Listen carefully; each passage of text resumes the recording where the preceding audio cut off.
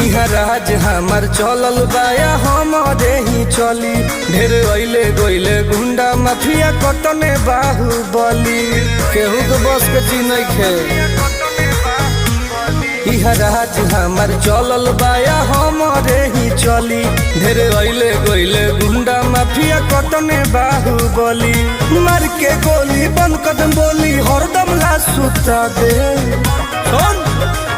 माहौल जवन बदली ओहके दुनिया से उठा दे, माहौल जवन बदली ओहके दुनिया से उठा दे।